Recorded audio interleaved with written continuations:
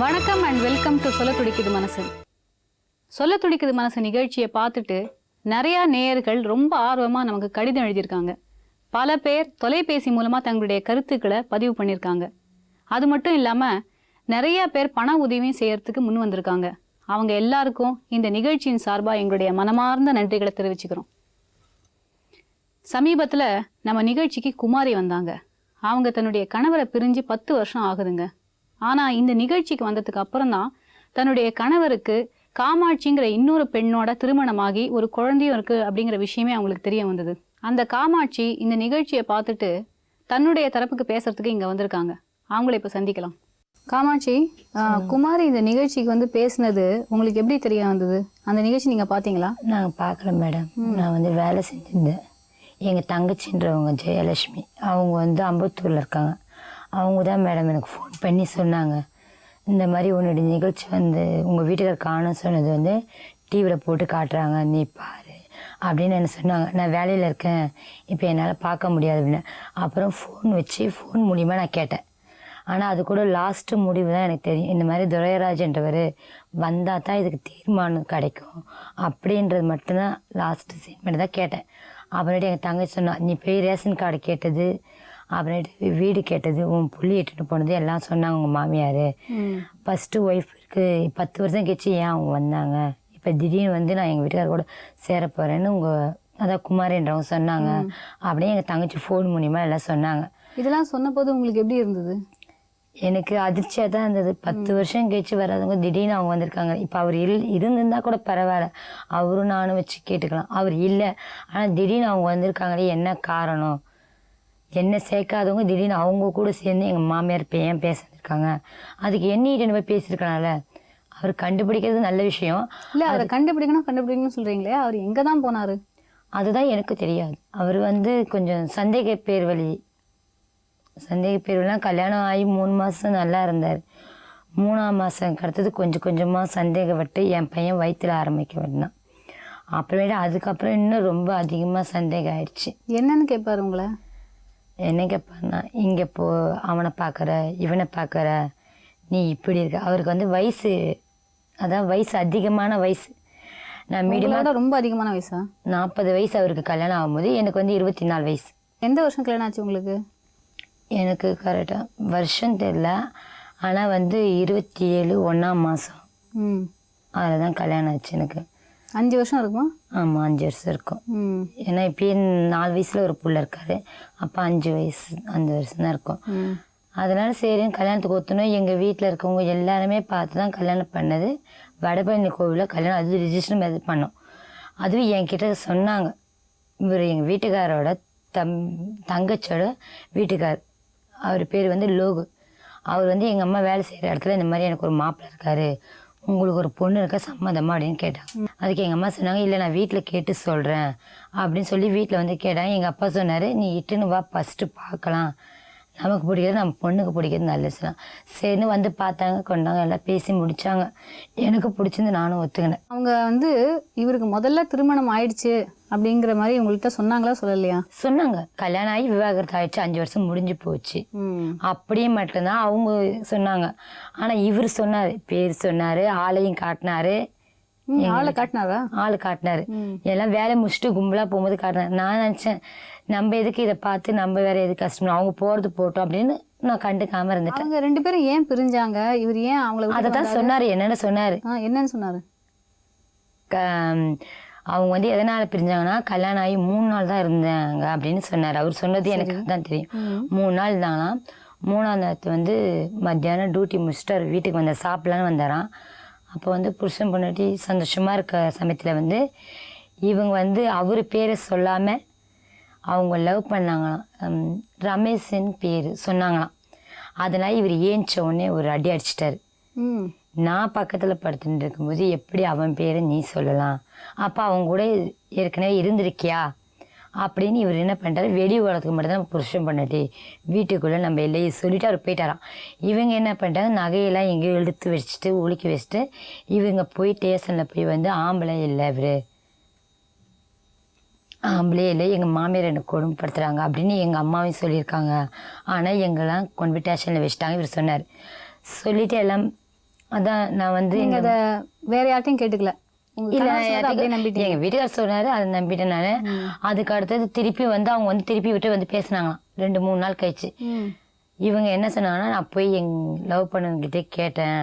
ஆனா அவன் என்ன சொன்னா, இன்னைக்கு உங்க வீட்டுக்காரையும் விட்டுட்டு வந்துட்டியே, நாளைக்கு என்னை விட்டுட்டு இன்னொருத்தனுக்கு தேட மாட்டேன், என்ன நிச்சயம் அப்படின்னு அவர் சொல்ற. என்னை மன்னிச்சிடுங்க, நான் உங்களை விட்டு போனது தப்பு தான், நான் உங்க கூடயே வாழ்றேன் அப்படின்ட்டு திருப்பி 3 மாசம் கழிச்சு வந்து சொன்னாங்களாம். அவர் சொன்னாரு, நான் விவாகரத்து கொடுத்தது தான், இதோட வேணாம். உங்களுடைய வாழ்க்கை எப்படி இருந்தது அவர் கூட? சந்தோஷமா தான் இருந்தோம். எங்களுக்குள்ள எந்த பிரச்சனையும் இல்லை. 3 மாசம் வரைக்கும் அவருக்கும் எனக்கும் எந்த பிரச்சனையும் இல்லை. ஆனா இந்த 3ஆம் மாசம் குழந்தை இல்லைன்னு எங்க மாமியார் கேட்க ஆரம்பிச்சு அது என்னமோ ஒரு கோவில் பொய் சொல்லி, நான் வீட்டு வேலை செஞ்சிருந்தேன், இடம் வாங்குறேன்னு பொய் சொல்லி என்னை இட்டுன்னு போனாங்க. அப்படியே கோவிலுக்கு இட்டுன்னு போயிருக்காங்க. அங்கே இத்தனை பேர் அந்த பூசாரி என்னமே கேட்டிருக்காரு. இவங்க என்ன சொல்லியிருக்காங்க, இந்த மாதிரி 3 மாதம் குழந்தை இல்லை இவளுக்கு, எங்கள் வீட்டில் இடத்துக்கு 3 மாதம் ஆனால் குழந்தை தங்கிடும், இவளுக்கு தங்கலம்னு. இவர் என்ன பண்ணுறா, அந்த பொண்ணுக்கு பேய் பிடிச்சிருக்குது, அதனால தான் குழந்தை இல்லைன்னு சொல்லி ரோட்லேயே என்னை நாத்தனார் 2 நாத்தனார் எங்கள் மாமியார் எல்லாம் சேர்ந்து ரோட்லேயே நடிச்சாங்க. அதை கூட எங்கள் வீட்டுக்கு பார்த்துருக்காங்க. அன்றைக்கி ஆரம்பித்த பிரச்சனை தான் எங்களுக்கு தொடர்ந்து அப்படியே ஆரம்பிச்சிருந்தது. அவர் வந்து எப்படின்னா, நான் கொஞ்சம் ரீசெண்டாக ட்ரெஸ் பண்ணி போகிறதுனால நான் எங்கள் வீட்டுக்கு அடிக்கடி வந்து போவேன். மாதமாக இருந்தபோது கூட நான் அவர் தான் கூப்பிட்டேன். அவர் சொல்ல, எனக்கு வேலை அர்ஜென்ட்டாக இருக்குது, நான் வேலைக்கு போகணும், நீ போ அப்படின்ட்டார் என்ன. சரி, நான் வந்து பஸ்ஸில் வந்திருந்தேன். எங்கள் வீட்டுக்காரர் வந்து பின்னாடி சைக்கிள் எடுத்துருக்கு, நான் பார்க்கல. நான் எங்கள் இறங்குற ஸ்டாப் விட்டு எனக்கு மனசில் வேதனைகள் அதிகமாகிடுச்சு. நம்ம எப்படியோட வாழணும்னு நினச்சுமே, கடைசியில் நம்ம வாழ்க்கை இப்படி ஆயிடுச்சுன்னா அடுத்த ஸ்டாப் போய் இறங்கினேன். எங்கள் வீட்டுக்காரர் பண்ணி நான் வரத்துக்கு முன்னாடி எங்கள் வீட்டில் போய் உட்காந்துட்டு இருக்கிறார். இருந்துட்டு நான் வந்து பார்க்குறேன், எங்கள் வீட்டுக்கு உட்காந்து, இன்னும் இங்கே உட்காந்து வேலை இருக்குன்னு சொல்லினேன், என் கூடி வந்திருக்கலாம் அதுக்குன்னு. எங்கள் அம்மா வெளில போய், இங்கே இறங்காமல் அடுத்த ஸ்டாப்பில் இறங்கி எவனை பார்த்துட்டு வர, இதே நான் வரலைன்னா அப்போ நீ எங்கேருந்து எவனை பார்த்துட்டு எவ்வளோ நேரம் கழிச்சு வந்திருப்பேன் அப்படின்னு நான் சொன்னேன். எனக்கு மனசில் வேதனை இருந்தது, அதனால தான் அங்கே போய் இறங்கினேன், வேறு எதுவும் இல்லை. அப்படின்னு தான் ஒரு பிரச்சனையும் என் பையன் வயிற்றுல தங்க ஆரம்பிச்சுன்னு வந்த பிரச்சனை தான் இது. நைட்டு ஆனால் தனியாக நடந்து அடுத்தவங்க வீட்டு கதவை தொட்டுறாரு. நடப்பாரா? தட்டி இங்கே படுத்துன்றதுக்கு யாரு, இது யாரு அவங்க வீட்டில் போய் கேட்டால் அவங்க என்ன நினைப்பாங்க, தப்பாக நினைக்க மாட்டாங்க. அதுவும் எங்கள் நாத்தனார் வீட்டு பக்கத்தில் கொடுத்துனா இருக்கவங்க, அவங்க கூட எங்கள் நாத்தனார் இதெல்லாம் சொல்லியிருக்க மாட்டாங்களே, இதுவும் சொல்லியிருக்க மாட்டாங்க. அவரை மென்டல் ஆஸ்பத்திரிக்கு இட்டுன்னு போனது சொல்லியிருக்க மாட்டாங்க, மாத்திரை வாய்ந்து கொடுத்தது சொல்லியிருக்க மாட்டாங்க. அந்த மாத்திரை இன்னி வரைக்கும் நான் பத்திரமா வச்சுருக்கேன். யாருன்னா இந்த மாதிரி மென்டலாக கல்யாணம் பண்ணி கொடுத்துட்டு என்ன பண்ணாங்களா, ஃபஸ்ட்டு பண்ண டார்ச்சலால் என்ன பிடிச்சி டார்ச்சல் பண்ணாந்தாலும் ஒவ்வொரு நைட்டும். உங்கள் மாமியார் உங்கள் கூட எப்படி இருந்தாங்க? எங்கள் மாமியார் வந்து எங்கள் கூட இல்லை, அவங்க வந்து தனி வீடு. நாங்கள் வந்து பள்ளிக்கல்ல இருந்தாங்க, நாங்கள் வந்து கீழ்கட்டில் இருந்தோம் கல்யாணம் ஆனதில். அங்கே வந்து ஒரு மாதம்தான் இருந்தோம். அங்கே ஏற்ற வீட்டு பையன் வந்து பார்க்குறான் அப்படி இப்படின்னு சந்தேகப்பட்டு. அவங்களுமா? இல்லை வீட்டுக்காரர்? அவங்கள எங்கள் வீட்டுக்காரு. அதனால தான் அங்கே இருக்க விடாமல் எங்கள் நாத்தனார் வீட்டு பக்கத்தில் வந்து இருந்தோம். நாத்தனார் வீட்டுக்கும் அடுத்த சந்தில் இருந்தோம். அங்கேயும் அப்படி தான் எதிர் வீடு. எங்கே போனாலும் பசங்க இருக்க தான் செய்வாங்க, அதுக்கு நான் காரணம் கிடையாது. அதனால் எங்கள் மாமியார் வந்து எங்கள் கூட இல்லை. ஆனால் அடிக்கடி இங்கே வந்ததுனால அடிக்கடி வருவாங்க. அவங்க புள்ள சொல்கிறதா அவங்களுக்கு வேத வாக்கா எடுத்துப்பாங்க. கர்ப்பமாக இருக்கிற நேரத்தில் தான் இவர் போயிட்டார்ல? கர்ப்பமாக இருந்து 7 மாதம். 7 மாதம் இருக்கும்போது இவர் போயிட்டாரு. ஆமாம். அன்றைக்கி என்ன நடந்ததுன்னு சொல்லுங்கள். அன்றைக்கி நைட்டு நடந்தது தாங்க. அன்றைக்கி நைட்டு சொன்னார், நான் போயிட்டா கூட என் குழந்தைய நல்லா பார்த்துக்கோ. அன்றைக்கி மட்டும், மற்ற நேரத்தில் வேண்டாம் வெறுப்பாக இருக்கிறவர், அன்றைக்கி மட்டும் இதே தான் 3 வார்த்தை சொன்னேன். நான் சொன்னேன், லூஸ் ஆட்டமாக அவர் பேசிட்டு இருக்கிறதுனால லூஸ் ஆட்டமாக பேசாத, நீ நம்ம குழந்தை பார்த்தா நீங்கள் தான் இருக்க போகிற, அப்புறம் எதுக்கு பேசுகிற, படுன்னு நான் சொல்லிட்டேன். படுத்துக்கினே இருந்தேன். திடீர்னு பார்த்தா 1 மணி, கரெக்டாக 1 மணி அவர் ஆளை காணும். போய் பார்த்தா வெளில வந்து உட்காந்துட்டு இருக்கிறாரு. ஏங்க இங்கே வந்து உட்காந்துட்டுருக்கீங்க, என்ன ஆச்சுன்னு. இல்லை எனக்கு தூக்கம் வரல, நீ போய் தூங்கு அப்படின்னாரு. இல்லை வா உள்ளே வான்னு உள்ளே படுக்குது. காலைல வெடிகாலம் 5 மணி ஆச்சு.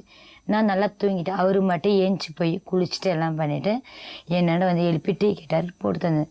அவர் சொன்னார், நான் இன்றைக்கி லேட்டாக வருவேன், எங்கள் அம்மா வீட்டுக்கு போகிறேன், எங்கள் அம்மா வீட்டுக்கு போய்ட்டு நைட்டு நான் லேட்டாக வருவேன், நீ பாரு, இல்லைன்னா உங்கள் அப்பா வீட்டில் போய் படுத்துக்கோ. எங்கள் அப்பா வீட்டுக்கு அதுக்கு 10 வீடு தள்ளி இருந்தோம், போய் படுத்துக்கோ அப்படின்னு சொன்னார். சரி போயிட்டு தான் வருவார் அப்படின்னு நினச்சிருந்தா. அன்றைக்கி காலையில் 8 மணி கரெக்டாக ரசம் வச்சு பொரியல் பண்ணி எல்லாம் பண்ணி கட்டி கொடுத்து அமிச்சேன். போனவர் தான். மாமியார் எங்கள்கிட்ட சொன்னது என்னென்னா, அவர் அன்றைக்கி தான் நீங்கள் என்றைக்கு காணாமல் போனாருன்னு சொல்கிறீங்களோ அந்த நாள் அவர் போயிட்டு பணம் கொடுத்ததா சொன்னாங்க. ஆனால் நான் போய் கேட்டதுக்கு என்னென்னு சொன்னாங்க, நான் அவனை பார்த்து 1 வாரமே ஆச்சு, இங்கே வார்த்தையில் அவங்க போனதுலேருந்து அப்படின்னாங்க. நானும் எங்கள் அப்பா வந்து தேடணும், எங்களுக்கு தெரிஞ்ச இடம் வரைக்கும் நாங்கள் தேடிட்டு திருப்பி 2 நாள் கழிச்சு திருப்பி எங்கள் மாமியார் வீட்டுக்கு போனேன். எங்கள் மாமியார் வீட்டை போய் கேட்டதுக்கு, நீ விளையாட்டுக்கு தான் சொல்கிறத நினச்சி நாங்கள் தேடலை. இதுல என்ன இருக்கு விளையாட்டா சொல்றதுக்கு? நான் அதான் கேட்டேன், இதுல யாரு வந்து விளையாடுவாங்க? நான் அதான் கேட்டேன், வீட்டுக்காரர் விட்டுட்டு போனது விளையாட்டு சொல்கிறீங்களா, அது எப்படி நான் விளையாடு? அப்போ உங்கள் வீட்டான தான் காணப்பண்ணா, நீ தானே பொறுப்பு. நான் 1 வயசு குழந்தைய நான் திருவிழாவை போய் தொலைக்கிறதுக்கு, குழந்தையா இருந்தாலும் சரி சொல்லலாம். ஆனால் அவர் உங்களை பார்க்கணும்னு நான் நீங்கள் லேட்டாக வருவேன், வேலைக்கு போயிருந்தான்னு சொல்லிட்டு போனார், அதுக்கு நான் பொறுப்பு கிடையாது. அவர் எங்க போயிருப்பாருன்னு நீங்க நினைக்கிறீங்க? எனக்கு தெரியாது, எனக்கு அவங்க ஊர் கூட தெரியாது, அவங்க சொந்த ஊர் கூட வேற ஊர் சொல்கிறாங்க, எதுவுமே எனக்கு தெரியாது.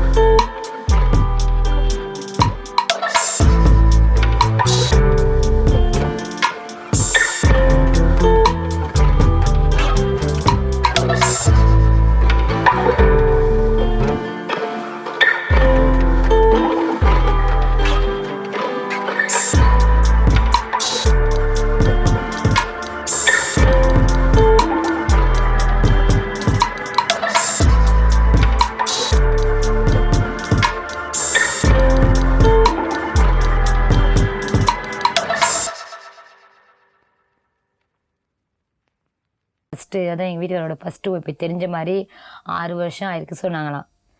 எங்கள் மாமியார் தெரிஞ்ச வரை 3 வருஷம் ஆயிருக்கு சொன்னாங்க. கரெக்டாக என் வீட்டுக்காரர் போய் 4 வருஷம் 3 மாதம் ஆகுது. காமாட்சி, உங்களுக்கு குமாரியை சந்திக்கணும்னு விருப்பமா இருக்கா? எங்களுக்கு அவங்களாம் சந்திக்கணும் விருப்பம் இல்லை மேடம். அவங்கள பார்க்க வேண்டாம்? எனக்கு வேணாம். பார்த்தா என்ன கேட்பீங்க? நான் பார்த்தா அவங்கள எதுவும் கேட்குற மாதிரி இல்லை. ஏன்னா நான் ஒரு வார்த்தை அவங்கள கேட்கணும்னு நினச்சிருந்தேன்.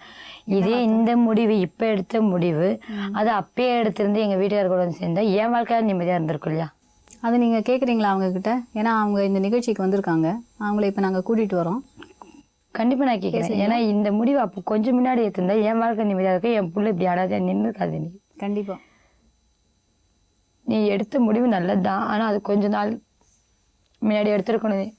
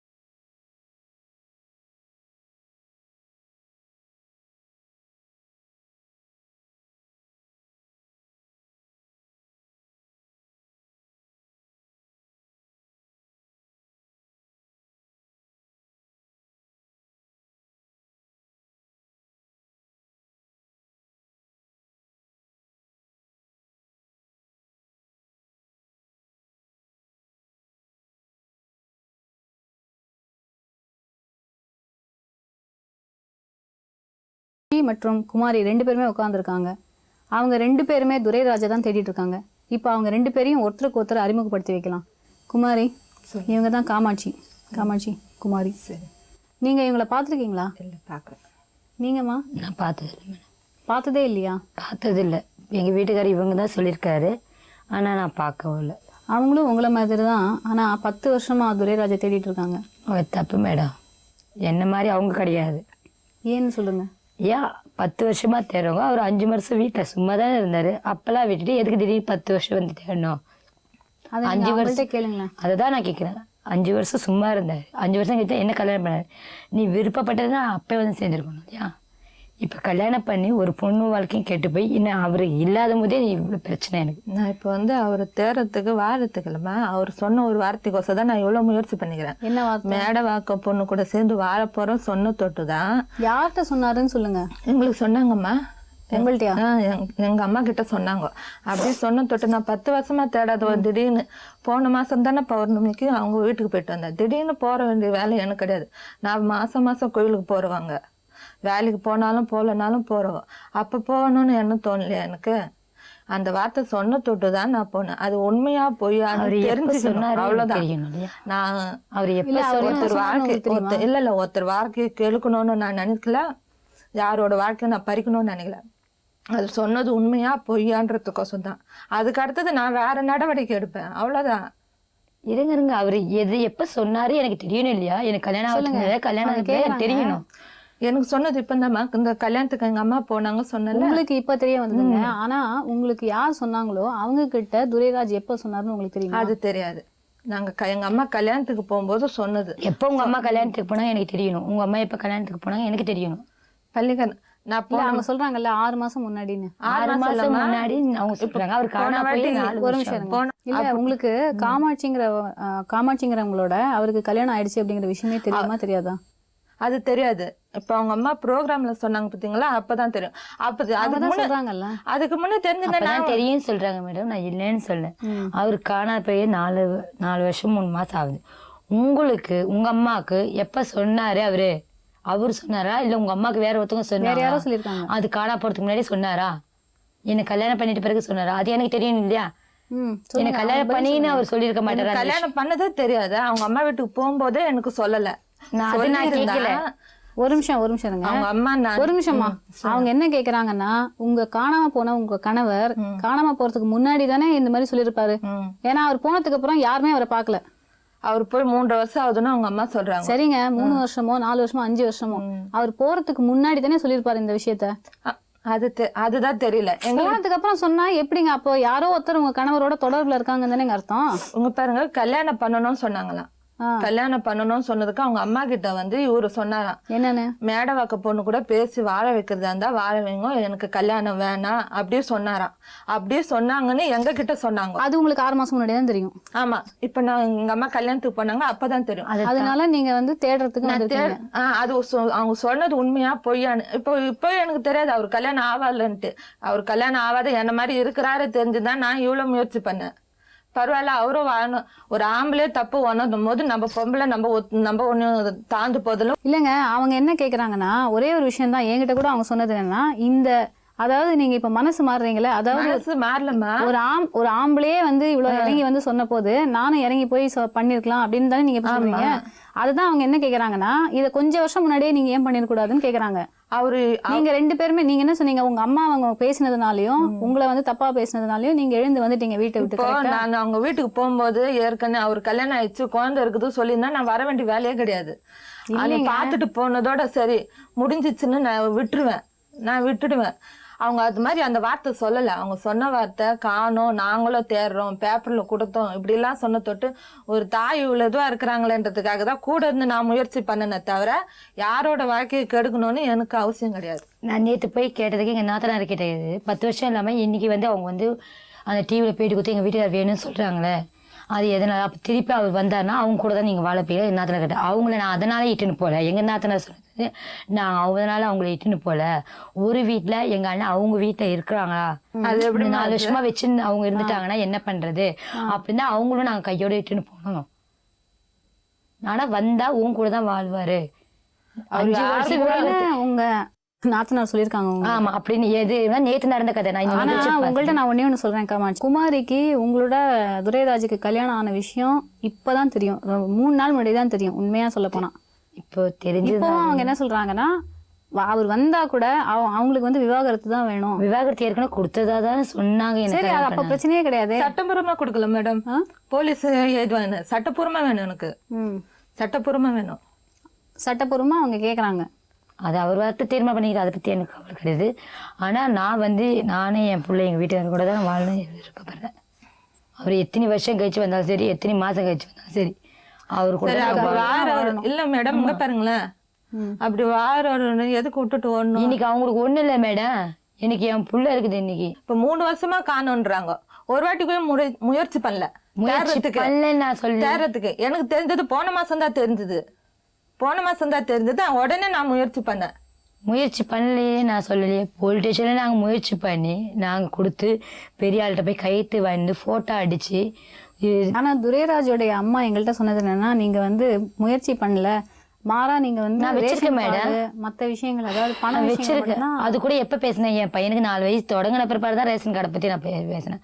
ஸ்கூலில் சேர்க்கணும், எனக்கு ரேஷன் கார்டு வேணும், ஜாஸ்தி சீட் வாங்கி நான் கொண்டு வந்து கொடுத்துட்றேன் அப்படின்ற காரணமாக தான் பேசினேன். அவங்க தரமாட்டேன்றதுனால தான் நான் கேட்டேன், இந்த இடம் இருக்குது சொல்லி. அப்போ இன்னைக்கு நீ ரேஷன் கார்டு தரமாட்டேன், நாளைக்கு எப்படி நீ இடம் தருவேன், என் பிள்ளை இன்னைக்கு நடு ரோட்டில் நிற்கும் இல்லையா அப்படின்னு அதை பற்றி அப்புறமேட்டு தான் நான் பேசினேன். சரி ஒரே நிமிஷம், உங்கள்கிட்ட நான் ஒன்று கேட்கணும். உங்களுடைய விருப்பம் என்ன? என்னுடைய விருப்பம், இப்போ என்னுடைய விருப்பம் சொன்னா கூட இவங்க என்ன சொல்றாங்க, எங்க நாத்தனார் உங்க கூட தான் வாழ வைப்பேன்றாங்க. அவர் இன்னொரு இந்த கல்யாணம் பண்ணிங்கனாலும் சரி, இன்னொரு கல்யாணம் பண்ணிங்கனாலும் சரி, அவர் வருஷத்துக்கு ஒரு கல்யாணம் பண்ணிங்கனாலும் சரி, அவர் வாயில இருந்து என்ன வருதோ அதுக்கு அடுத்தது என்னோட முடிவை நான் கண்டிப்பா. எந்த நாத்தனார் சொன்னாங்க எனக்கு தெரியணும் மேடம். சொல்லுங்க, எந்த நாத்தனார் சொன்னது? இப்ப நீங்க தானே சொன்னீங்க கூட தானே வாழ வைப்பேன். எனக்கு வந்து சின்ன நாத்தனார் சொன்னாங்க. உங்களுக்கு எந்த நாத்தனார் சொன்னாங்க? நீ சொன்னதான் நான் சொல்ல வரேன். அப்படி இல்லை, நான் சொன்னது வந்து அவங்க வந்து சொன்னாங்க, குமாரி வந்து தேர்றதை நாங்க இட்டுன்னு போனோம், அவங்கள வாழ வைக்கணும் இட்டுன்னு போல. ஆனா நீ தான் என்னைக்கு நான் வாழணும் சின்ன உங்களுக்கு வந்து சொன்னாங்க சொன்னீங்கல்ல, உன்னதான் எத்தனை பொண்ணு கட்டாலும் உன்னதான் நான் வாழ வைப்பேன் சொன்னாங்கல்ல, அது எந்த நாத்தனால சொன்னாங்க? நீ சொன்னதை வச்சுதான் நான் சொன்னேனே தவிர, நான் உங்க கூட தான் வாழ வைப்பேன், அவங்க கூட வாழ வைக்க மாட்டேன், அவங்க வீட்டுல இருக்கிறாங்களா நாங்க செக் பண்ண போனாங்கன்னு இப்ப நீ தான் சொன்ன, நானா சொல்ல. அதுதான் உன் கூட வாழ்ந்தாலும் சரி, இன்னொரு கல்யாணம் பண்ணிக்கணும் வாழ்ந்தாலும் சரி, எதுவா இருந்தாலும் அவர் முடிவு. அவர் என்ன சொல்றாரோ அதுக்கு அடுத்தது என்னோட முடிவை நான் சொல்லுவேன். நான் என்ன கேக்குறேன்னா, உங்களுடைய முடிவு என்ன? என்னுடைய முடிவு வந்து என்னுடைய முடிவு வந்து நான் அவர் கூட தான் மேடம் வாழ்வேன். யாரு என்ன சொன்னாலும் சரி, அவர் எத்தனை வருஷம் கழிச்சு சொன்னாலும் சரி, நான் அவர் கூட தான் வாழ்வேன். அவங்க அம்மா சொன்னாலும் சரி, அவங்க அப்பா யார் சொன்னாலும் சரி, நான் அவர் கூட தான் வாழ்வேன். சொல்லுங்க. ஏன்னா நாள் இருந்து என்ன சொல்றாரு கேட்டுட்டு தான் மற்ற முடிவை எடுக்கணும்னு ஆரம்பத்துல இருந்து நான் அதை தான் சொல்ல வரேன். இப்பவும் அதே தான் நான் சொல்ல வரேன். இவங்க எல்லாரும் அவங்கவுங்களுக்குள்ள பேசி தீர்த்துக்க வேண்டிய பிரச்சனைகள் நிறைய இருக்குங்க. ஏன்னா இவங்க எல்லாரும் ரொம்ப வருஷமா ஒருத்தரை சந்திக்கவே இல்லை. ஆனா எல்லாரும் ஒரே விஷயத்துல மட்டும் ரொம்ப தெளிவா இருக்காங்க. அதாவது துரைராஜ் திரும்ப வந்தாதான் இந்த பிரச்சனைக்கு ஒரு தீர்வு கிடைக்கும் அப்படின்னு. அம்மா, உங்களுடைய 2 மருமகள்களும் இங்க உட்காந்துருக்காங்க உங்க முன்னாடி. 2 பேரும் உங்கள்கிட்ட பேசணும்னு விருப்பப்படுறாங்க, சில கேள்விகள் கேட்கணும் அப்படின்னு விருப்பப்படுறாங்க. பேசுங்கம்மா. இல்லை மேடம், நான் சொல்லிடுறேன், அது வந்து பேச தேவையில்லை. ரொம்ப விஷயங்களே இதை பற்றி நேற்றே நான் ஹாஸ்பிட்டலுக்கு போயிட்டேன். எங்கள் வீட்டாண்ட வந்து என்ன மரியாதை இல்லாத, இது எப்போ வந்தாலும் ஒரு மரியாதையாக பேசாது, ரொம்ப விஷயங்கள நான் சொல்லக்கூடாதுன்னு சொல்லி போயிட்டேன். நான் இது வந்துருக்குதுன்னு தெரிஞ்சிருந்தா இப்போ நான் வந்திருக்க மாட்டேன். எனக்கு உடம்பு சூழ்நிலை அப்படி இருக்குது.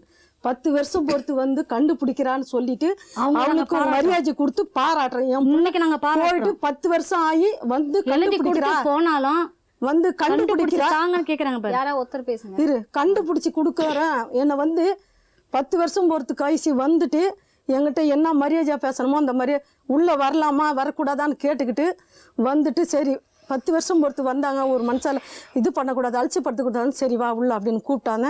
உள்ள உட்கார வச்சா தண்ணி கொடுத்தான். தண்ணி குடிச்சிட்டு, நான் உனக்கு கேட்குறேம்மா, தப்பாக நினச்சிக்காதீங்க, கேட்கலாமான்னு. என்ன கேளு அப்படின்னா, உங்கள் புள்ள போய் எத்தனை வருஷம் ஆச்சு, அந்த எனக்கு சொல்ல சூழ்நிலை அன்றைக்கி சொல்லிட்டு போனேன்ல, என்னால் அன்றைக்கி பேச முடியும் சூழ்நிலையில் ஒரு கதை சொல்லிவிட்டு எனக்கு அன்றைக்கி குழப்பமாச்சு. 10 வருஷம் பொறுத்து இது ஏன் இப்போ வருது, வந்து கேட்குது கொள்ளுது, இது யார் சொல்லியிருப்பாங்க என்ன அப்படின்னு நம்ம அதை குழப்பத்தை தீர்த்துக்கு தான் அப்புறம் எதுவும் பேசணுன்ட்டு 2 வருஷமா சார் சொல்லிவிட்டு அதோட சரி நான் போயிட்டு வரேம்மா, நம்ம போய் டிவியில் கொடுத்து நீ நானும் போய் கண்டுபிடிக்கலாம் வா அப்படின்னுச்சு. சரி அப்படின்னு சொல்லிட்டு நான் சொல்லிவிட்டு அதோட விட்டுட்டேன். இப்போ ஒரே சொல்லு நான் என்ன சொல்கிறேன் மேடம்னா, நான் எதுவும் நிறைய பேச முடியல, என்னால் நெஞ்சு அடைக்குது. எதுவாக இருந்தாலும் இது சொல்கிறது அத்தினி போய் எதுவும் இதுங்கிட்ட பேச நான் தயாராக இல்லை. இது நிறைய விஷயம் கொஞ்சம் பேசினா கொஞ்சம் சொல்லாமல் போயிட்டேன். இல்ல எந்த விஷயம் அவங்க சொன்னது போய் நீங்க சொல்றீங்க? அது என்ன பேசிச்சு என்னவா அதுங்கிட்ட எனக்கு பேச விருப்பம் இல்லை. இப்போ வந்து என் நேரத்தில் ஆனா அவங்களுக்கு உங்கள்ட்ட பேசணும். நான் பேச மாட்டேன். பேச வேண்டாம், நீங்க அவங்க சொல்ற இல்லை கேள்வி மேடம் சொல்கிறது கேளு. என் பிள்ளைய உயிருக்கு உயிராக வச்சிருந்த பிள்ளைய தனிப்பட்ட முறையில் இருக்கட்டும் கூட அமுச்சு வச்சேன். அது உயிரோட வச்சிருக்குதா இல்லை சாவடிச்சிட்டாங்களான்னு அதுவும் தெரியல. இல்லைங்க, ஒரு பொண்ணு தன்னுடைய கணவரை சாகடிக்கிறதுக்கு எந்த ஒரு காரணம்? ஐயா அது கணவனை போன மாதிரி அது இது பண்ண மாதிரி இப்போ வந்து எது வேணாலும் உங்ககிட்ட பேசலாம். அது என்ன பேசுது எப்படி நடக்குதுன்னு அது எங்களுக்கு தான் தெரியும். எங்க பெரியண்ண போயிட்டு வந்தது அவரை உட்கார வச்சு டீட்டெயில் கேட்டதா.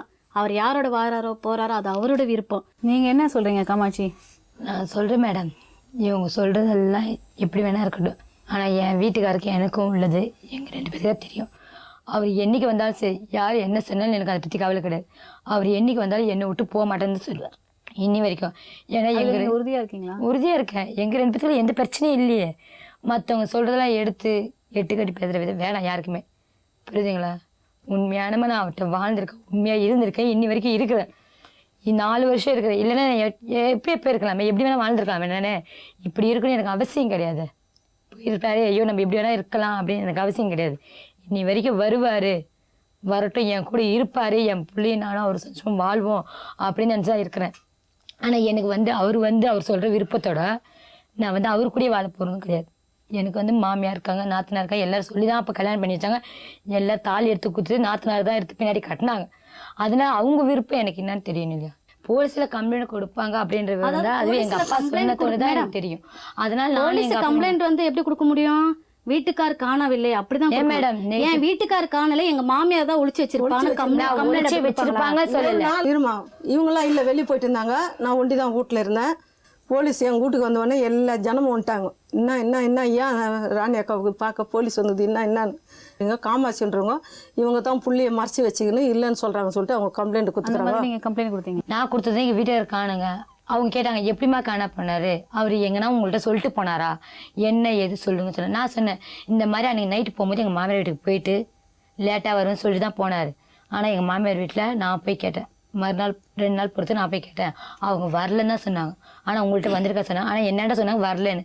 அப்போ வரலன்னு சொன்னால் நான் என்ன பண்ண முடியும்? போலீஸ் ஸ்டேஷன் எப்படி கொடுக்க முடியும்? இதை தான் நான் சொல்ல முடியும்.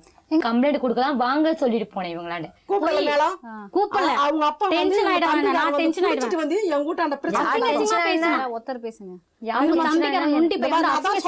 அது ஏடா கூடமா அது பொய் பேசுங்க. தீர்ப்பு கிடைக்கணும். ஆனா எல்லாத்தையும் விட்டுருங்க. இப்போ இவங்க ஒரு கேள்வி கேட்டாங்க. அதாவது அவங்க என்ன சொன்னாங்கன்னா அவர் வந்தாதான் முடிவு தெரியும்னு சொன்னாங்க. கரெக்ட். இவங்க என்ன சொல்றாங்கன்னா அவங்க வந்தாதான் முடிவு தெரியும். ஆனா அதுக்கு முன்னாடி உங்கள்ட்ட இருந்து அவங்களுக்கு வந்து ஒரு வாக்கு வேணும். எங்க வீட்டுல வந்து என் கூட வாழ்வா நான் சொல்றேன். அவங்க வந்து யார மருமகளா ஏத்துப்பாங்க? நான் சொல்ல மாட்டேன். நான் எது சொல்ற மாதிரி எங்க அண்ணனுடைய லைஃப் தான் இது. அவன் என்ன முடிவு எடுக்கிறானோ அதுக்கு அதுதான் நாங்க கட்டுப்போம். நீங்க அதுக்கு ஒத்துக்கிறதுக்கு தயாரா இருக்கணும். இந்த குழந்தை இப்ப சொல்லிச்சு சொல்லிச்சு எங்கிட்ட ஒரு நிமிஷம் வேண்டாம். இவங்க என்ன சொன்னாங்க, வாங்க போலீஸ் ஸ்டேஷன் கம்ப்ளைண்ட் கொடுக்கலாம். கூப்பிட்டவனே தாலி கட்டி நாங்க வச்சு வாழ்ந்த நாங்க போயிருக்க மாட்டோமா? எங்களுக்கு அந்த அக்கறை கதா? ஏன் 10 வருஷம் கழிச்சு இவங்க இந்த ஸ்டெப் அந்த அளவுக்கு கொடுக்கும் போது நீ வாழ்ந்தவ வயித்துல குழந்தை வச்சிரு கோப்பரேட் கொடுத்துருக்க மாட்டோம். எனக்கு தெரியாது இந்த அளவுக்கு எனக்கு விவரம் தெரியாது. உங்க அண்ணன் வந்து 1000 கதை உங்க அண்ணன் சொல்லலாம். ரேஷன் கார்டு தரமாயிட சொன்னா என்ன பண்ண? ரேஷன் கார்டு அவங்க கேட்டது ரேஷன் கார்டு இல்லைன்னு சொல்றவங்க ரேஷன் கார்டு கார்டு தெரியும். இந்த மாதிரி எங்க ரேஷன் கார்டு தொலைஞ்சு போச்சு, இவ்வளவு நம்பர் உள்ளது ரிப்போர்ட் கொடுக்கணும் அவசியம் கிடையாது. பாருங்க மேடம், அது அவங்கள்ட்ட வளர்றது உங்க பேரங்க.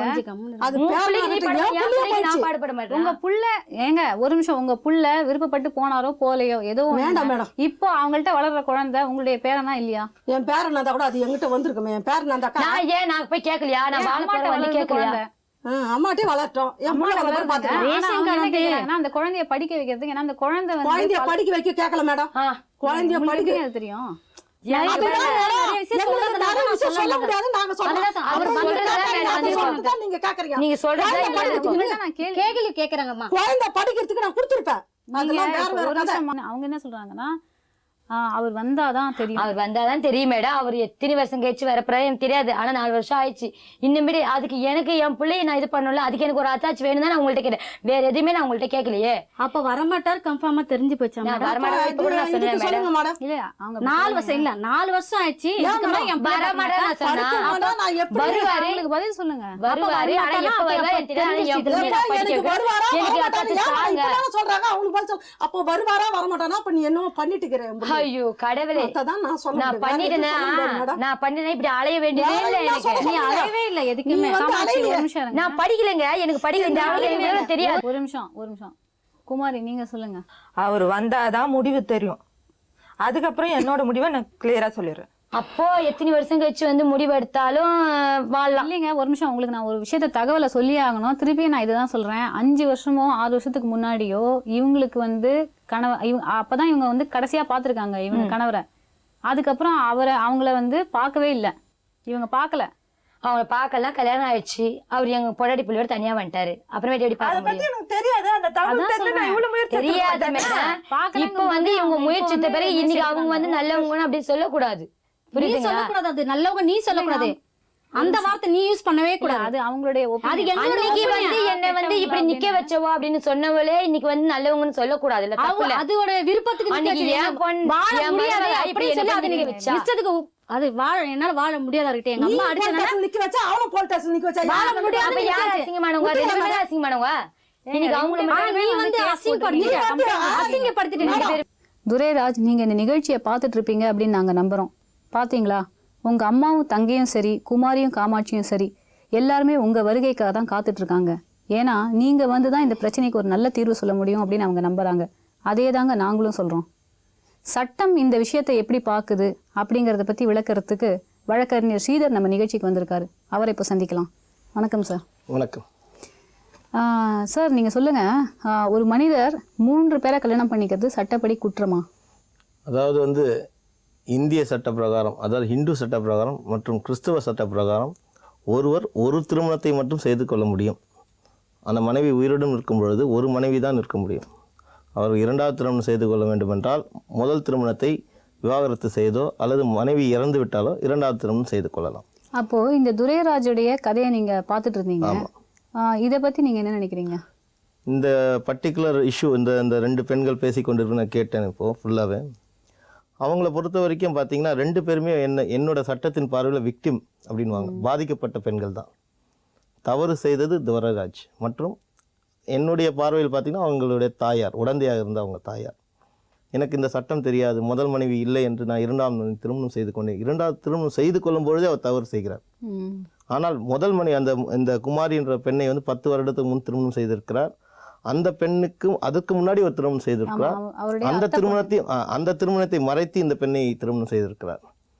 அதனால் இவர் கண்டிப்பாக வந்து அவர் சட்டத்தின் முன் பல பெண்களை திருமணம் செய்த வழக்கு மோசடி வழக்கு. அது ஏன்னால் 420 கேஸை அவர் மேலே போட இந்த 2 பெண்கள் நினைத்தால், இவர்கள் நினைத்தால் கண்டிப்பாக அவரை வந்து மோசடி வழக்கில் பெண்களை ஏமாற்றி திருமணம் செய்து கொள்ள வழக்கில் கண்டிப்பாக அவர் மீது தொடர முடியும். அதாவது காமாட்சி உடைய பையன் இப்போ இருக்கான், குமாரிக்கு வந்து குழந்தை கிடையாது. இப்போ குமாரியோடைய பாயிண்ட்லேருந்து நீங்கள் எப்படி பார்ப்பீங்க இதை? காமாட்சியோட பாயிண்ட் ஆஃப் வியூலேருந்து எப்படி? அந்த சைல்டை பொறுத்த வரைக்கும்ல, இவருக்கு பிறந்த சைல்டாக இருந்துச்சுன்னா இட்ஸ் இல்லெஜிட்டிமேட் சைல்டு தான். ஓகே, பட் ஸ்டில் அவங்களுக்கு எந்த வாரிசும் இல்லை. அதாவது இந்த குழந்தை மட்டும்தான் வாரிசாக வர முடியும் கண்டிப்பாக. ஆனால் இதற்கு பல சட்ட போராட்டங்கள் இருக்கிறது. அவ்வளோ லேசில் அந்த குழந்தைக்கு அந்த சொத்து ஏதோ இருந்தால் வந்துவிட போவதில்லை. ஆனால் கண்டிப்பாக திருமணங்கள் எப்படி நடந்ததுன்னு பார்க்க வேண்டும். சில திருமணங்கள் செல்லாது. அதாவது ஊரறிந்து பத்திரிகை அடித்து ரெஜிஸ்டர் ஆஃபீஸில் சேர்ந்து முறைப்படி அதை திருமணத்தை பதிவு செய்துவிட்டு அந்த ஒரு ஸ்டேட்டஸில் காமாட்சி இருந்தால் கண்டிப்பாக வந்து அவளுக்கு அந்த குழந்தைக்கு ரைட்ஸ் இருக்கும். இந்த பொண்ணு பார்த்தீங்கன்னா 10 வருஷம் கழிச்சு வராங்க. 10 வருஷம் என்ன பண்ணீங்க? What is the gap? என்ன அந்த திருமணம் எப்படி நீங்கள் ப்ரூவ் பண்ணுவீங்க கோர்ட்டில்? இவர் என்னோட கணவர்ன்றதுக்கு ஒரு ரேஷன் கார்டாவது இருக்கணும்ல, இவர் பேர் இருக்கா மாதிரி. 10 வருஷத்துக்கு முன்னே கல்யாணம் சொல்கிறாங்க. கல்யாணம் எங்கே நடந்தது? அந்த கல்யாணத்துக்கு சாட்சி இருக்க வேண்டும். சும்மா ஒரு 4 பேரை கூட்டணி இவங்க தான், இவங்க முன்னாடி தான் நாங்கள் வாழ்ந்தோம், இவங்க இதெல்லாம் வந்து செல்லாது. அந்த பெண் காமாட்சி திருமணம் சட்டப்படி 5 வருடம் அந்த பெண்ணும் வந்து டிலே பண்ணிட்டு இருந்துச்சு வச்சுக்கோங்க, அந்த கல்யாணமும் செல்லாது. ஏன்னா இன்னொரு கல்யாணம் பண்ணிட்டு போவாங்க.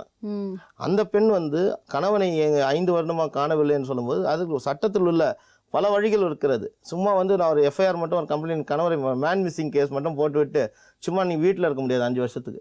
அதற்கப்புறம் நீ என்ன செய்ய வேண்டும்ன்றது பல வழிகள் இருக்கிறது. அந்த என் கணவரை வந்து மீட்டு தர வேண்டும், எனக்கு இவங்க மேலாம் சந்தேகம் இருக்குன்னு சொல்லி ஒரு HCP போடுங்க.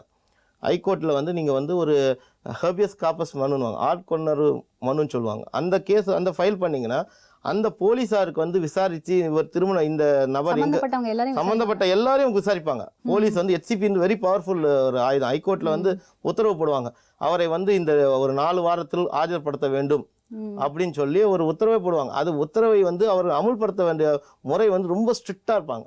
அப்போ என்ன பண்ணுவாங்கன்னா, இந்த பெண் யாரா சந்தேகப்படுறாங்க, நீங்கள் யார் மேலே உங்களுக்கு யார் மேலே சந்தேகம் இருக்குது அப்படின்னு இன்னைக்கு சொன்ன அந்த நடந்த சம்பவத்தை எல்லாம் வந்து அந்த பெண் அந்த போலீஸ் அதிகாரியிடம் சொல்லும் பொழுது காமாட்சி நான் சொல்கிறேன் காமாட்சி சொல்லும்போது அந்த காமாட்சி சொல்ல அந்த இது அந்த மாதிரி அவங்க மதரோ அவங்க சிஸ்டர் போல பேசுகிறாங்க, அவங்கள எல்லாரையும் கண்டிப்பாக போலீஸ் விசாரணைக்கு உட்படுத்துவாங்க. அப்போ வந்து கண்டிப்பாக கேட்பாங்க, ஜென்யூனாக விசாரிப்பாங்க. அதாவது இவர் உண்மையாக காணா போயிருக்காரா இல்லை இவர்கள் மறைத்து வைத்துள்ளாரா என்று தெரிய வரும். மறைத்து வைத்து இருந்தால் கண்டிப்பாக இவர்கள் மாற்றிக்கொள்வார்கள். அவர் உண்மையாக காணா போய்விட்டார். காணா போவதுன்றது ஒரு குழந்தை கிடையாது, காணா போனது. இன்னொன்னு காமாட்சியுடைய மாமியார் காமாட்சி தான் இந்த பையனை மறைச்சு வச்சிருக்காங்க அப்படின்னு சொல்றாங்க. அதுதான் அவங்க சந்தேகம். அது சரி, அவங்களோட சந்தேகத்தை வந்து போலீஸார் தான் விளக்க முடியும். இந்த கோர்ட்டு வந்து அவங்க சொல்றாங்க, எனக்கு இவங்க மேல சந்தேகம் இருக்கு, இவங்க தான் மறைத்து வைத்திருக்காங்க, அல்லது இவர்கள் ஏதாவது ஒரு கிராமத்தில் வேற ஒரு பெண்ணை கூட திருமணம் செய்து வைத்திருக்க சான்ஸ் இருக்கு, இவர்கள் அது வெளியே தெரிந்தால் எங்க இவர்கள் மாட்டிக்கொள்வார்களோ என்ற ஒரு இதெல்லாம் ஒரு யூகம் தான். இந்த யூகங்களை உண்மையாக்குவது வந்து சட்டத்தின் விசாரணையில் அல்லது காவல்துறையில் விசாரணையில் தான் தெரிய வரும். இந்த காவல்துறை விசாரணைக்கு நான் போக மாட்டேன், என் வீட்டுக்கு போலீஸார் வந்து விட்டார்கள், என்னை அவமானப்படுத்தி விட்டார்கள், இதெல்லாம் வந்து பேசக்கூடாது. ஒரு பொண்ணு பாதிக்கப்பட்ட பெண் என் கணவன் எங்கே என்று கேட்கும்போது அவர் யார் மீது கையை காட்டுகிறாரோ கண்டிப்பாக போலீஸார் விசாரிக்கும். இவர்களும் சொல்ல வேண்டாம், அதாவது இவன் மகனை காணவில்லை என்று இந்த மாமா என்ன நடவடிக்கை எடுத்தாங்க, ஒன்றும் எடுக்கல. இது வரைக்கும் இந்த அம்மா ஒரு கம்ப்ளைண்ட்டை கொடுத்து என் மகனை காணவில்லை, இவள் மீது தான் எனக்கு சந்தேகம், இந்த காமாட்சி அவள் ஏதாவது செய்திருப்பார் என்று தைரியமாக சொன்னால் அந்த பெண்ணையும் விசாரிப்பார்கள். இது எதுவுமே இல்லாத பட்சத்தில் காணா போனவர் எங்கோ ஜாலியா இருக்காரு அவரு, அதான் சொல்ல முடியும் இப்போதைக்கு. இப்போ இந்த பார்ட்டிஸ்ல யாராவது ஒருத்தர் HCP போடணும்னா அதனுடைய ப்ரொசீஜர் நீங்க கொஞ்சம் ப்ரொசீஜர் ஒன்றே கிடையாது. இவங்க எஃப்ஐஆர் போட்டிருக்காங்க. 5 வருடமாக நான் என்னுடைய கணவரை காணவில்லை என்று சொல்லி நான் எஃப்ஐஆர் போட்டுள்ளேன். அந்த எஃப்ஐஆர் மீது இது வரைக்கும் போலீஸார் நடவடிக்கை எடுக்கவில்லை. எனக்கு இன்னார் மீது சந்தேகம், ஆனால் இது வரைக்கும் எந்த ஒரு நடவடிக்கை எடுக்கவில்லைன்னு சொல்லி இவர்கள் வந்து இந்த சென்னை மாநகர கமிஷனரை பார்த்து ஒரு மனுவை கொடுத்து விட்டு அந்த மனு மீது ஒரு வாரத்தில் நடவடிக்கை எடுக்காத பட்சத்தில் நீங்கள் இந்த மனுவை வந்து உயர்நீதிமன்றத்தில் தாக்கல் செய்யலாம். இந்த மனுவை இவங்க 2 பேருக்குமே அதான், 2 பேருக்குமே அதுதான். இவங்க ரெமெடி வந்து அதான். இப்போ குமாரியோட நிலைமை என்ன? குமாரி வந்து பாத்தீங்கன்னா அவங்க மேரேஜை ப்ரூவ் பண்றதே கஷ்டம். 10 வருடமாக இவர் ஏன் ஒரு கம்ப்ளைண்ட்டை கூட கொடுக்கவில்லை. சட்டத்தின் கண்கள் சொன்ன, அதாவது 10 வருடங்கள் என்பது எந்த ஒரு நடவடிக்கை எடுக்காமல் கிணத்தில் போட்ட கல்லு போல நீங்க உட்கார்ந்து கொண்டிருந்தால் அந்த திருமணத்தை நீங்கள் கோர்ட்டு நிரூபிப்பது ரொம்ப ரொம்ப கஷ்டம். ஸோ அதால் அந்த திருமணம் அவங்க மீது இருக்க ஒரு பெரிய தவறு என்னவென்றால் அந்த திருமணம் 10 வருடம் கழித்து எந்த நடவடிக்கையும் எடுக்கவில்லை. கணவனுடன் சேர வேண்டும் என்று குடும்ப நல நீதிமன்றத்தில் நான் என் கணவருடன் சேர வேண்டும் அல்லது என் கணவனும் பிரிந்து வாழ வேண்டும் எந்த ஒரு மனுவும் கூட போடலன்னா முதல்ல நீங்க மேரேஜுக்கு வந்து பாருங்க, டைவர்ஸ் பெட்டிஷன் கோர்ட்ல ஹைகோர்ட்ல அதாவது குடும்ப நல நீதிமன்றத்தில் நீங்க டைவர்ஸ் பண்ண போடும்பொழுது முதல் கேள்வி உங்களுக்கு திருமணம் நடந்ததான்றது ப்ரூவ் பண்ணணும். அதுக்கு நீங்க ஒரு மேரேஜ் சர்டிஃபிகேட் வைக்கணும் அல்லது ஒரு ரேஷன் கார்டு வைக்கணும் அல்லது ஏதாவது ஒரு சின்ன ஒரு காகிதமாவது வைக்கணும். நாங்களும் அவரும் ஒன்னா அந்த போட்டோவாவது வைக்கணும். அப்ப அவங்களுடைய நிலைமை வந்து கொஞ்சம் கஷ்டமான நிலைமை தான். அவங்க வந்து ப்ரூவ் பண்ண வேண்டியது burden on her. அவங்களுக்கு தான் அந்த கடமை இருக்கிறது. எனக்கு இவருக்கும் திருமணம் நடந்துன்னு சொல்லி சப்போஸ் இன்கேஸ் இவங்க 2 பேர் மாமனார் மாமியாரோ அல்லது திருமணத்தை வந்து அத்தனை பேர் நிறுத்தினால் கூட இவர் என்னை திருமணம் செய்து கொள்ளவில்லை என்று அந்த நபர் கூறிவிட்டார் துரைராஜ், கண்டிப்பாக அதுதான் நிற்கும். இன்னொன்று, இப்போ அந்த காமாட்சியோட பையனுக்கு சப்போஸ் காமாட்சி சொத்துல பங்கு கேட்டா அது செல்லுமா? கண்டிப்பாக அந்த டிஎன்ஏ டெஸ்ட் எடுத்தீங்கன்னா அவரோட அதாவது இந்த கேஸை பொறுத்த வரைக்கும் இன்னார் பையன் கிடையாதுன்ற ஒரு சந்தேகத்தையும் எழுப்பினார்கள். கண்டிப்பாக வந்து அந்த குழந்தை வந்து இன்னாருக்கு பிறந்தது என்ற டிஎன்ஏ டெஸ்ட் எடுத்தால் இந்த குழந்தை இன்னாருக்கு பிறந்தது என்று அவர்தான் வாரிசு. இப்போது தெரிஞ்ச வரைக்கும் அவர் துரைராஜ் இருக்கிற ஒரே வாரிசு அந்த பையன் தான். திருமணம் ரெகக்னைஸ்ட் மேரேஜ் பார்த்தீங்கன்னா இந்த அந்த whatever the marriage with Kamakshi தான். ஏன்னா அவருக்கு தான் குழந்தை இருக்கு, வாழ்ந்து குழந்தை பெற்றிருக்காங்க. That is longer life. So அந்த இது வந்து அந்த குழந்தையே ஒரு ஸ்பீக். அந்த பர்த் சர்டிஃபிகேட், அந்த குழந்தை பர்த் சர்டிஃபிகேட் எடுத்து பார்த்தா தெரியல அப்பா பேர் யாரும் கரெக்டாக போட்டிருப்பாங்கல்ல. இப்போ இந்த அம்மா கிட்ட என்ன இருக்கும், ஒன்றுமே இருக்காது. ஸோ அதால் வந்து சட்டம் அலட்சியமாக இருக்கும், சட்டம் உதவி செய்யாது. யார் விழிப்புடன் இருக்கிறாரோ அவங்களுக்கு தான் சட்டம் உதவி செய்யும். இந்த கேஸை பொறுத்த வரைக்கும் அவங்களுக்கு காமாட்சிக்கு தான் நல்ல ஒரு வழக்கு இது. அவங்களுக்கு சட்டப்படி கிடைக்கக்கூடிய எல்லா சாதகமான தீர்ப்புகளும் அந்த அம்மா பெறலாம். ஆனால் இவங்க பெறுறது ரொம்ப கஷ்டம். குமாரின்றது வந்து ரொம்ப லாங், அந்த கேப்ன்றது ரொம்ப பெருசு. அந்த உறவை அவர்களால் கண்டிப்பாக கோர்ட்டில் நிரூபிக்க முடியாது. ஆமாம், இப்போ பெண்களுக்கெல்லாம் ஒன்று சொல்லுங்கள், இல்லை பொதுமக்களுக்கு ஒரு தகவல் என்னென்னா, யாராவது ஒருத்தர் நம்ம கல்யாணம் பண்ணிக்க போகிற நபர் இன்னொரு முன்னாடியே ஒரு கல்யாணம் பண்ணியிருக்காங்களா அப்படிங்கிறத எப்படி தெரிஞ்சுக்கிறது? சட்டத்தில் ஏதாவது வழி இருக்கா? இப்போ தான் இந்த அவேர்னஸ் வந்திருக்கு. இப்போ பார்த்தீங்கன்னா முந்தியெல்லாம் வந்து இது ஒரு அவேர்னஸே கிடையாது. இப்போ வந்து திருமணங்களை கட்டாயமாக பதிவு செய்ய வேண்டும்ன்ற ஒரு சட்டம் இப்போ வந்திருக்கு. திருமணங்களை பதிவு செய்தது வந்து இவருக்கு திருமணம் ஆகிவிட்டதா அப்படின்றத வெரிஃபை பண்ணுறதுக்கான எந்த ஒரு கவர்மெண்ட் ஆர்கனைசேஷனும் கிடையாது. இதில் வந்து எப்படி நீங்கள் ஒரு பொருட்களை வாங்குறீங்களோ, பையர் பி அவேர்ன்னு சொல்லுவாங்க. கேவிட் எம்டார்ன்றது தான் ஒரு ஜென்ரல் பிரின்சிபல். நீங்கள் ஒரு பொருளை வாங்கும்போது நீங்கள் கவனமாக இருக்க வேண்டும் என்று தான் சட்டம் கூறுகிறது. அதே போல தான் நீங்கள் மாப்பிள்ளை உங்கள் பெண்ணுக்கு பார்க்க வேண்டும் என்றால் நீங்கள் தான் கவனமாக இருக்க வேண்டும். அவரை பற்றி நீங்கள் அதிகமாக விசாரிக்க வேண்டும். அதில் ஏதாவது அவர் ஏமாற்று வேலை செய்தால் அவர் மீது அதுக்கப்புறம் தான் நீங்கள் 420 கேஸ் போட முடியும். நீங்கள் திருமணம் நிச்சயித்த பிறகு இவருக்கு வேறு இடத்தில் திருமணம் நடந்திருந்தாலும் சரி, அப்படி தெரிஞ்சுட்டு அந்த நிச்சயதார்த்தோடு நின்னா கூட நீங்கள் எதுவும் பண்ண முடியாது. ஆனால் தாலி கட்டின பிறகு you get a case. Second marriage வந்து அந்த முதல் மேரேஜை இது பண்ணிவிட்டு மறைச்சி 2வது திருமணம் செய்து கொண்டால் then you have a case. கண்டிப்பாக வந்து இது வந்து இது ஒரு விழிப்புணர்வு தான். கண்டிப்பாக வந்து அதாவது ஒரு வில்லங்கம் இருக்கிறதா ஒரு சொத்துக்கு போட்டு பார்க்குறோம். மாப்பிள்ளைக்கு வந்து வில்லங்கம் இருக்கிறதா என்று இது வரைக்கும் பார்க்கறது சட்டம் கிடையாது. மாப்பிள்ளைக்கும் சரி, கண்டிப்பாக அது வர வேண்டும். மாப்பிள்ளைக்கு வந்து இன் ஃபியூச்சர் கண்டிப்பாக அதுவும் வரும். அநேகமாக அது கண்டிப்பாக அரசு முயற்சி செய்தால் இன்னாருக்கு திருமணம் ஆகிவிட்டதா இல்லையான்றது வந்து ஒரு பெட்டிஷன் மாதிரி, ஆர்டிஐ ஆக்ட் மாதிரி ஏதாவது ஒரு ஆஃபீஸில் கண்டிப்பாக போட்டிங்கன்னா வரணும். அது வந்தால் தான் நல்லது. சரி, இப்போ துரைராஜ் திரும்பவும் வந்தால் அவருடைய நிலைமை என்னவா இருக்கும்? துரைராஜ் திருப்பி வந்தால் குமாரி அவர்கள் ஏதாவது நான் முதல் மணி உயிரோடு இருக்கும் பொழுது இவர் 2வது திருமணம் செய்து கொண்டார் அப்படின்னு சொல்லிட்டு ஒரு கம்ப்ளைண்ட் கொடுத்தால் துரைராஜ் கைது செய்யப்படலாம். அவர் ஒத்துக்கொள்ளும் பட்சத்தில், இந்த திருமணத்தை ஏற்றுக்கொள்ளும் பட்சத்தில் அவர் கைது செய்யப்படும். அல்லது காமாட்சி அவர்கள் முதல் மனைவி இருக்கும்போது என்னை ஏமாற்றி திருமணம் செய்து கொண்டால் அப்படின்னு அவங்க ஒரு புகார் கொடுத்தால் கண்டிப்பாக இவர்களையும் கைது செய்வார். ஆனால் 2 பெண்களும் புகார் எதுவும் கொடுக்கவில்லை என்றால் துரைராஜ் சட்டப்படி எந்த ஒரு தவறும் செய்யவில்லை என்று ஆகிவிடும். அதனால் அவர் will be a free man. மீண்டும் நாளை மேலும் சில வாழ்க்கை கதைகளோடு உங்களை சந்திக்கிறேன்.